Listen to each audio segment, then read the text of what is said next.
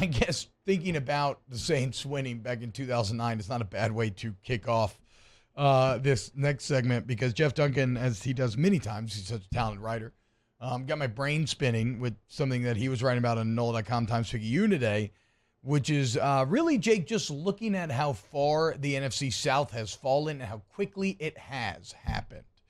As in Week 18 of the 2020 season, y'all, not that long ago, you had a division that featured Tom Brady, Drew Brees, Teddy Bridgewater, and Matt Ryan.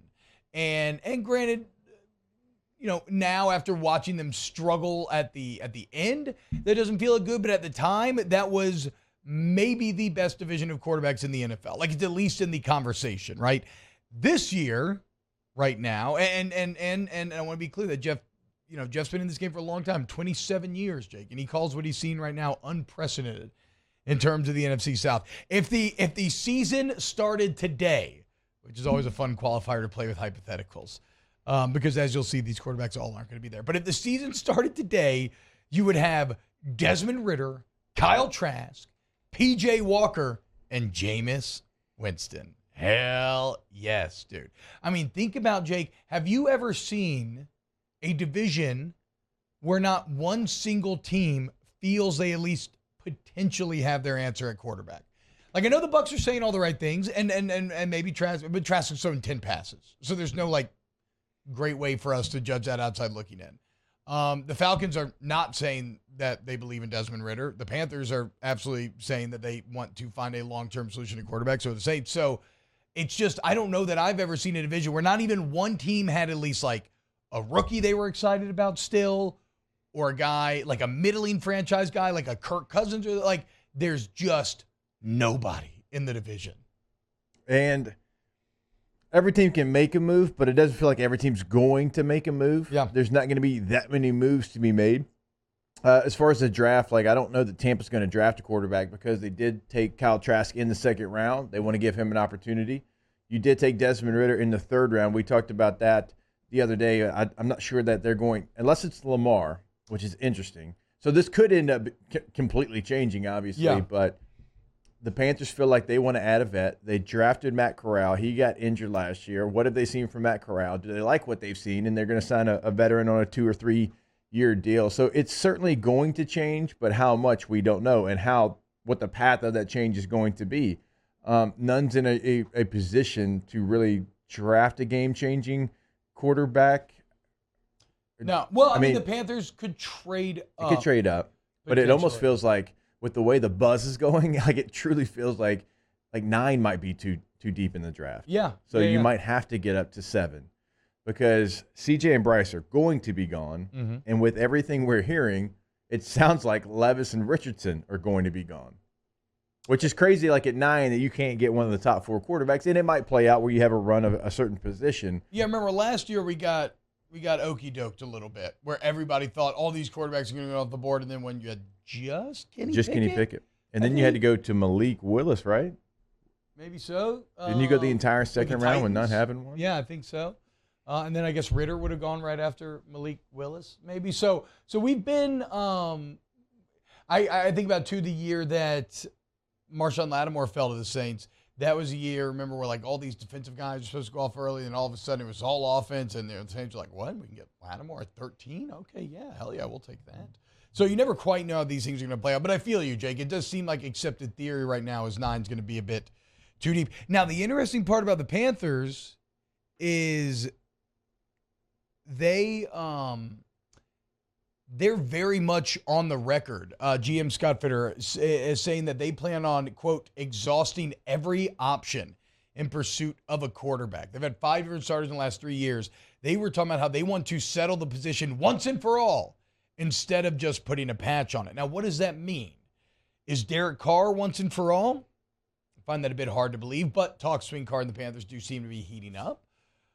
Is drafting once and for all? That would feel a bit more realistic, but then that's a lot of resources to give up, Jake. I just think that it's funny that the Panthers say that at a time when, like, I don't know how you accomplish that, right? It would suck. So the Panthers are in the Carr sweepstakes right now. Yeah. And for what it's worth, on Mel Kiper's latest mock draft, he does have Carolina trading with Seattle to move up to 5 Makes sense. select Will Levis. Makes a lot of sense. I think Jalen Carter could potentially change some of the math and all of this, depending on what happens there. But we'll see. Here's what I'll say about Derek Carr. That kind of dovetails with what we talked about with the Saints yesterday, right? Where I talk about how I think there's a fear in the post-Breeze Peyton era that you're going to revert to being where the Saints have always been and not get out. And something that would maybe feed into that insecurity and fear, Jake, look at last year. The quarterback that you courted super hard and pursued super hard, Deshaun Watson, which, granted, actually very happy it didn't work out. But still, the quarterback that you went after so hard, he chose the Browns over you. If Derek Carr, after you have laid yourself prostrate, you are ready to give up actual resources through a trade to get him. If he chooses the Jets or the Panthers over you, is there a sadder sign of just how far you have fallen than losing quarterback pursuits to the Browns and Jets/Panthers in consecutive years? Which one feels worse? Jets or Panthers? Probably. Oh, which one feels worse there? Mm-hmm. So the Jets feel worse, but actually make more sense. I get just from a feeling brand standpoint, the Jets have been so bumbling and so bad that losing to them feels awful, but the Jets have a way more exciting roster. I mean, they got both the offensive defensive rookie of the year, number 2 defense in the NFL. I actually completely understand why.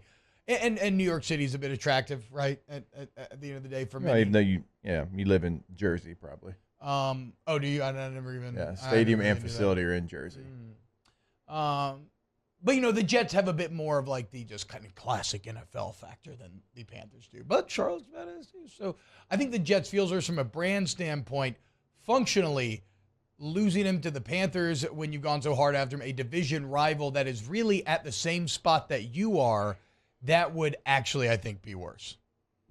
Yeah, I think the Panthers would feel worse at this point. Yeah. And I agree. The Jets on the surface, because the Jets are the Jets, but where they're at actually looks like they're going in the right direction because you have weapons. You're going to get Breece Hall back at some point, he might have been the rookie of the year. Yeah, if he didn't get hurt at the running back position. You have Garrett Wilson. So yeah, there's actually shockingly some juice for the New York Jets. I know. They just, you have not Joe Flacco or Zach Wilson back there. Joe Flacco wearing number 19.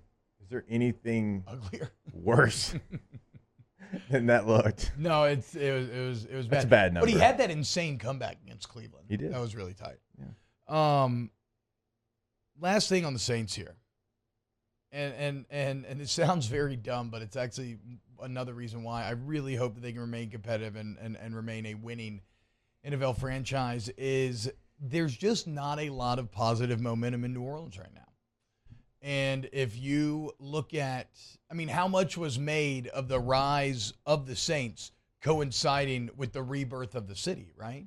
And that relative new kind of golden age, that golden era that you hit there for, your 2016, through 2015 or something like that. The city seemed to be thriving. There was economic opportunity. There was so much there. The Saints were kicking ass. They were all over the place. And now both those trains seem to have not just derailed, or seem to have not just halted, but completely derailed, right? Just they feel awful right now. And I'm not saying that the Saints being good is going to change the city as a whole or anything, but it will at least make things feel a little bit better. So come on, Saints, get it right. Stay good. Let's sign Derek Carr. Also remember, we're screwed. NFL trade calculator. You can trade 29 and 40 and a 5th round pick and get up to number 13 if there's a quarterback there. Do you want to? It's on you. Sounds like Anthony Richardson, Bo. They'll probably trade up to take an edge defender from a Conference USA school. Yeah, Peyton Davenport. He's awesome, dude. He's going to be great. Did they combine into one person? Have you ever heard of relative athletic score? Okay, they're very high. Yes, that was the joke. That was the joke, yeah. That was not an accident. That was not. Fusion, ha. Yes, exactly. Well, look, that's one thing I do love about, I think both Davenport and Turner, is that they're big nerds, right? They anime guys. Anime and Star Wars. Hell yeah, dude. Even though the best anime NFL player right now is Jamal Williams. from the Lions. I mean, he straight up does Naruto openings on primetime football. Shout out Jamal Williams. I'll be okay with the Saints picking him up. Yeah, it'd be great. Oh yeah. Yeah, the time we had Payne Turner on the phone, he didn't want to talk to us at all until you brought up anime on the phone. Yeah, I know. That's what you get. That's a lot of times because they're sitting there answering the same questions over and over again. Got to give a shout out to my guy Dilly Sanders. He's the one that gave me the info that he was into that sort of stuff. So, again, Saints, you haven't drafted a quarterback first round since 1971. Hey, do it. Stop being scared, okay? Try to get good. How about that? When we get back... Try to get good. Yeah, how about that? That's where I'm at. Try to get good. Like don't be so scared of failing that you just do nothing.